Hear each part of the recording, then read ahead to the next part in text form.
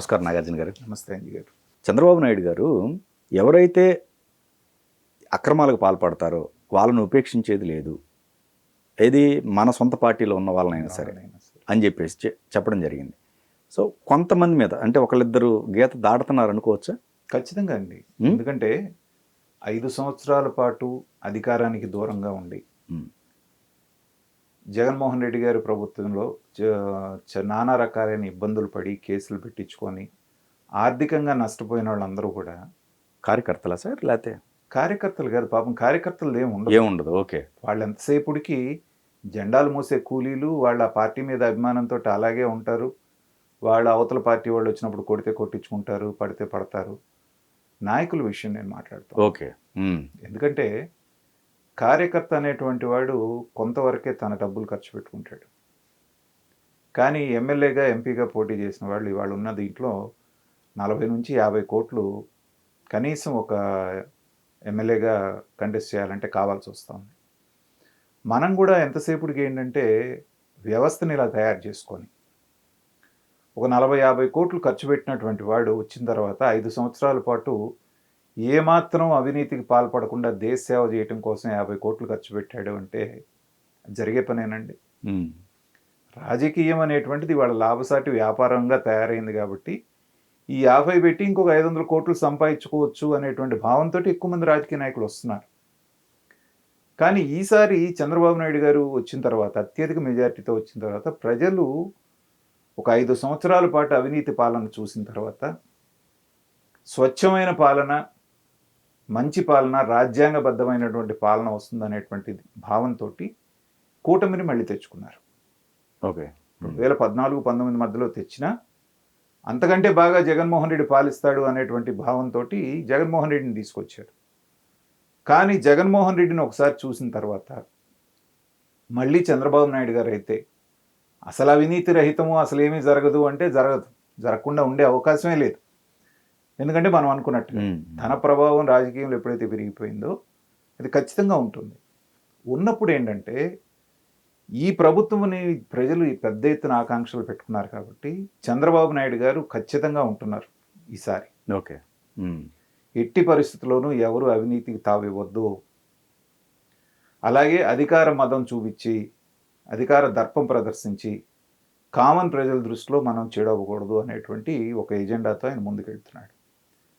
కానీ దురదృష్టకరంగా వచ్చినటువంటి 2.5 నెలల్లోనే 3వ క్యాబినెట్ మీటింగ్లోనే ఆయన వార్నింగ్ ఇవ్వాల్సి రావటము అంటే ఏంటంటే ఖచ్చితంగా కొన్ని సంఘటనలు ఆయన దృష్టిలోకి వెళ్తేనే ఇలాంటి వార్నింగ్ ఇచ్చి ఉంటారని మనం భావించవచ్చు. ఓకే. తర్వాత 2-3 ఉదంతాలు కూడా మనకు కనపడుతున్నాయి. ఒక మినిస్టర్ గారి భార్య, పేర్లు ఎందుకు కానీ, ఏ రకంగా పోలీస్ ఆఫీసర్ని బెదిరించిందో మనందరం రాష్ట్రం అంతా చూసింది.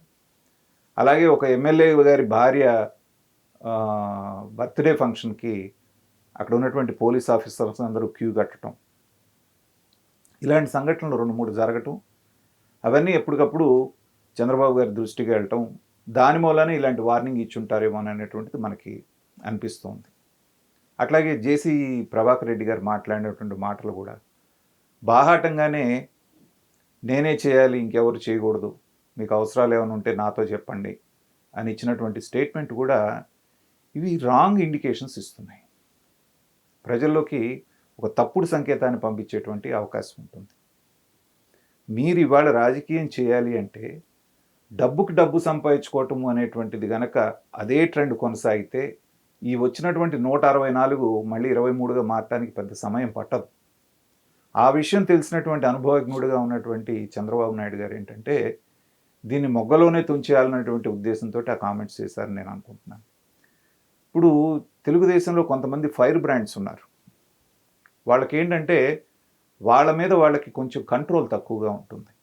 దో దే ఆర్ గుడ్ లీడర్స్, వాళ్ళు మంచి లీడర్స్ అయినప్పటికీ కూడా ఏంటంటే మాట మీద వాళ్ళ మీద వాళ్ళకి కంట్రోల్ లేనటువంటి వాళ్ళు కొంతమంది మనకి జేసీ ప్రభాకర్ రెడ్డి గారి లాగా, తర్వాత చింతమనేని ప్రభాకర్ గారి లాగా, ఇలాగ ఒక 5-6 ఉన్నారు బలమైనటువంటి లీడర్స్.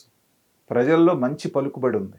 ఇప్పుడు మీరు ప్రభాకర్ రెడ్డి గారి విషయమే కనుక తీసుకుంటే రాష్ట్ర ప్రభుత్వం మొత్తం మీద ఒక్క మున్సిపాలిటీ కూడా రానటువంటి సందర్భంలో కూడా మనకి పోయిన ఎలక్షన్స్లో ఒక తాడిపత్రి మాత్రం ఆయన సాధించుకున్నాడు. తాడిపత్రిని ఎలా అభివృద్ధి చేశారో కూడా మనం చూసాం. క్లీన్ అండ్ గ్లీన్ అసలు అద్భుతంగా డెవలప్ చేశారు. చేసినప్పటికీ కూడా ఏంటంటే మాట మీద అదుపు లేనప్పుడు వాళ్ళకి వాళ్ళు కొన్ని తిప్పలు తెచ్చుకుంటారు, పార్టీకి కూడా కొన్ని తిప్పలు తెచ్చుకునేటువంటి అవకాశం ఉంది. అంతకుముందు దివాకర్ రెడ్డి గారికి ఉండేది ఈ లక్షణం. ఆయన కూడా మనసులో ఏ మాట ఉంటే ఆ మాట టప్పున బయటికి వదిలేసేవాడు. అవును. సభల్లో కూడా మాట్లాడేటప్పుడు అక్కడ చంద్రబాబు నాయుడు గారు ఉన్నప్పటికీ కూడా కొన్ని మాట్లాడేవాళ్ళు. మనసులో ఏముండదు, కానీ ఇదేంటి పార్టీ లైన్ దాటుతున్నాడా అనేటువంటి భావన ప్రజల్లో కలిగేటువంటి మాటలు ఉండేవి. మరి ఇప్పుడు ఆయన కొంచెం దివాకర్ రెడ్డి గారు ఎక్కడ కనపడట్లేదు. ప్రభాకర్ రెడ్డి గారు వాళ్ళ అబ్బాయి ఇప్పుడు ప్రజెంట్ ఎమ్మెల్యే కూడా ఎన్నికయ్యారు. కాబట్టి నేను అనేది ఏంటంటే అతను కూడా చక్కగా చేస్తున్నాడు కుర్రాడు. కానీ అధికారంలో ఉన్నప్పుడే మీ మీద బాధ్యత ఎక్కువ ఉంటుంది, అన్ని కళ్ళు మీ మీద పనిచేస్తూ ఉంటాయి. పైగా ఇప్పుడున్నటువంటి ఈ 164 మంది కూటమి సభ్యుల మీద రాష్ట్ర భవిష్యత్తు ఆధారపడింది. ఎందుకంటే గత 5 సంవత్సరాల్లో జరిగినటువంటి విధ్వంస పాలనలో రాష్ట్రం 10-15 సంవత్సరాలు వెనక్కి వెళ్ళిపోయింది. ఇప్పుడు జరుగుతున్నటువంటిది రాష్ట్ర అభివృద్ధి కాదు, రాష్ట్ర పునర్నిర్మాణం. పునర్నిర్మాణం జరుగుతున్నప్పుడు ఏంటంటే అధినేతకి మీరందరూ బలం కావాలి, కానీ ఆయనకి బలహీనతలుగా మారి ఇది ప్రభుత్వానికి చెడు పేరు తీసుకొచ్చేటట్టుగా ఉంటే మాత్రం ఆయన చేసే శ్రమనంతా కూడా మీరు బూడిదలో పోసిన పన్నీరు చేసినట్టే అవుతుంది. 2014 నుంచి 19 మధ్యలో నిజంగా రాజకీయాల పట్ల అవగాహన ఉన్నటువంటి ఎవరైనా సరే అప్పుడు జరిగినటువంటి అభివృద్ధిని తీసుకుంటే, కొత్త రాష్ట్రం అయినప్పటికీ పెట్టుబడులు ఆకర్షించినటువంటి పద్ధతి కానీ, ప్రపంచవ్యాప్తంగా నిన్న సిఆర్డిఏ రివ్యూ చేశారు. ఆ హనీ నెస్ట్ అనేటువంటిది ఆ రోజున 1200 యూనిట్స్ వాళ్ళు ఆక్షన్ పెడితే గంటలో అయిపోయింది. ఏది అమరావతిలో కట్టపోయేటువంటి residential complex right honey nest అనే దానికి 1200 యూనిట్స్ వాళ్ళు ఆక్షన్ పెడితే గంటలో అయిపోయినాయి. అంటే ఎంత గుడ్ విల్ ఉంటే జరిగింది. దాని తర్వాత వచ్చిన ప్రభుత్వం నాశనం చేసింది. మళ్ళీ ఇప్పుడు దాన్ని రివైవ్ చేసి మళ్ళీ కట్టాలంటే 230 కోట్ల అదనపు భారం పడుతోంది. రెరా రూల్స్ ప్రకారంగా మాకు లేట్ అయింది కాబట్టి కొత్త రేటు కట్టివ్వండి అని అడగటానికి లేదు. కాబట్టి చచ్చినట్టు ఆ 230 కోట్ల భారం రాష్ట్ర ప్రభుత్వం భరించి వాళ్ళకి ఇవ్వాల్సిన పరిస్థితి వచ్చింది. సో మీరు చేస్తున్నటువంటిది 2024లో మీరు అధికారంలోకి వచ్చిన తర్వాత 29 వరకు మీరు చేస్తున్నటువంటిది ఒక పవిత్రమైనటువంటి యజ్ఞం లాంటిది.